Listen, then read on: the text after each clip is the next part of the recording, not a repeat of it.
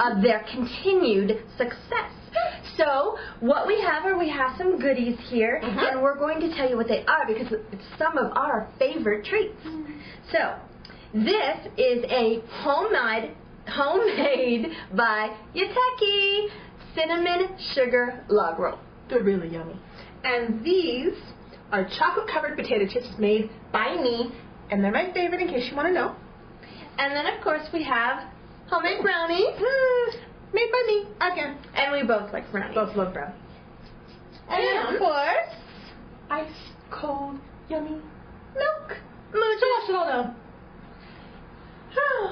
So, alright, so while we eat a little bit of this yummy food and party and celebrate the #1 status of Change Your World, you are going to listen to just a little bit, just a few seconds of the song that made it #1 on the Japanese music chart called Oricon. And because we are celebrating, the rest of the show is dedicated to Cartoon and their success for Change Your World. Okay, so enjoy while we enjoy. Cheers! You can change the world, don't be that sailor. Come with me, don't be that hero. 変えてみようか。今でもその瞬間を生きてゆく。瞳をそらさぬように。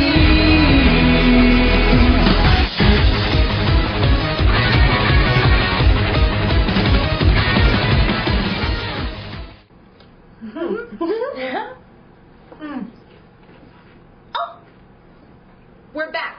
I think we're back. We're still celebrating. Well, we hope that you're celebrating with us because we're going to celebrate the whole entire rest of the show. Yes, we are. That reminds me. We told our fans that we were going to tell them about Koki today. Oh, that's right. Yes, and I happen to have some information on Koki. Yes. Shall I tell them? Oh, yes, definitely. Well, I have to bring up my little list. Oh, that is a little list. Well, not everybody can make a Yateki list. For my comment. Well, first off, Koki was born on November 5th, and he goes by the nickname of Joker, which we told everybody in our very first episode. He obviously is the rapper of Cartoon and writes most of the rap lyrics, and has a hip-hop influenced style. He also loves to design and is very artistic, which I thought was interesting. Here is a tidbit that I was kind of surprised about. He went to university in Japan. I didn't know that he went to college. Oh, wow. So he's an educated rapper. Oh, yes. And he has a lighthearted attitude and loves to make people smile. Which, if you ever watch him, he loves to have fun. You can tell it. Here's an interesting fact that I didn't know, which really surprised me. He was going to quit Cartoon to protest that they were only going to be backup dancers. Right. Before their debut as the Singers Cartoon in 2006, he really didn't think it was fair that they were going to be stuck as backup dancers, so he protested. And I'm so glad he did. Oh. And I'm sure all their fans are very glad too. Thank you, Koki. Thank you, Koki. And here's another thing. He's actually an actor. Yes. So he's done quite a bit. He's done the movie Colorful. I didn't know he did a movie. Oh, wow. And he's also done several TV series, including Kindaichi Shonen no Jikenbo from 2005. Okay. Byakutai from 2007. Wow. Tokyu Tanaka Sango from 2007, a very good series. And Hisatsu Shigotonin 2010 SP. Oh, wow. Now, here's one other little tidbit that I was shocked about, but I am actually happy to have found out. He is an award-winning actor. So he has awards. Award-winning actor? I didn't know that. Yes, see? Okay, so for what? Well, for the 50th Japanese Drama Awards, he won Best Supporting Actor for My Boss, My Hero. Oh, wow. And for the TV Navi 2007 Drama Awards, he won Best Newcomer for My Boss, My Hero. Oh, wow. Yay, Koki. Congratulations to Koki. Oh, I know something that you may not know. Did you find out information I don't know? Do tell. Okay. Let's find out. So, Koki loves children and wants to have a very big family. And the lucky girl that he marries is going to share that dream with him. So maybe you didn't know that he loves children and wants to have a big family, but I also know that one of his favorite places to go is Tokyo Disneyland, and he's reportedly to go there 7 or 8 times a year. I have heard this, that he loves to go there. Well, you know what? Now that we're done talking about Koki, do you know what time it is? Oh, yes, I know what time it is. I think you need to tell our fans what time it is. Okay, so we found out what the number 3 cartoon performance was. So now it's number 2, which is Yamano Nadeshiko Shichi Henge, which stars Kame. Of course. So we're going to watch that right now.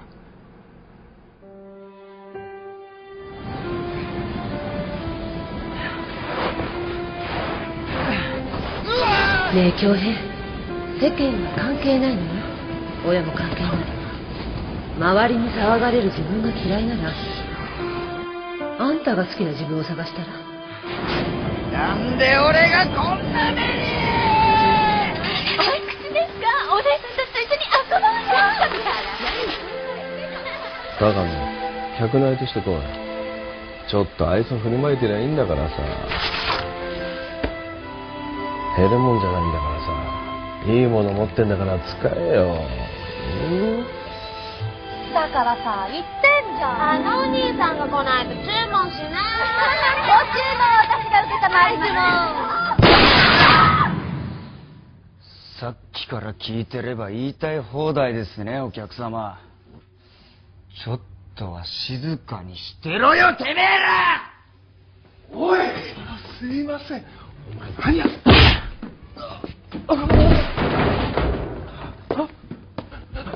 あんた首よ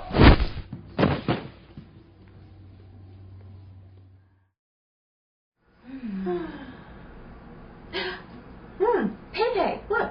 I just remembered I have facts about Juno. Oh, Juno. Yes, and I have my very own list. That's a small list. It's not too small. Okay, so Juno was born November 29th in Kanagawa, Japan. He is the tallest member at 5'11" He has 3 older sisters and 1 brother. Now, I do not envy his sisters. I would rather be able to be a girlfriend than a sister. Yeah, but they get to see him all the time. Oh. Maybe a little? Okay, so just a little. Okay. He started acting in 2001 in the TV show Shonen wa Tori Ninata and has performed in TV series, several of them, but a couple of them would be Happy, Happy 2, and of course Yukon Club. Of course. And he has 1 movie under his belt, which is Mo Ho Han, and he's also an award-winning actor. Somehow that doesn't surprise me. At the 11th Nikon Sports Drama Grand Prix, which ran from October to December 2007, he won Best Supporting Actor for Yukon Club.